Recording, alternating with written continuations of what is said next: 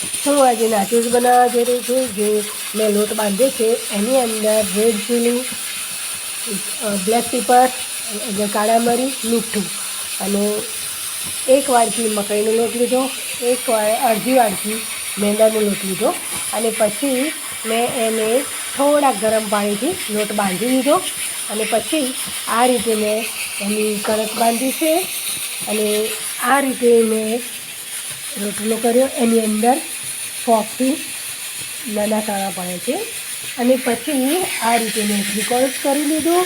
ત્રિકોણ કટિંગ કરી અને પછી હું આ રીતે એને સ્લો ફ્લેમ પર તળી લઉં છું અને આ રીતે મેં નાચોસ તૈયાર કર્યા છે. અવાજ તમે જોઈ શકતા હશો, સાંભળી શકતા હશો કે કેવો ક્રન્ચી અવાજ આવે છે. એકદમ મસ્ત, જુઓ એકદમ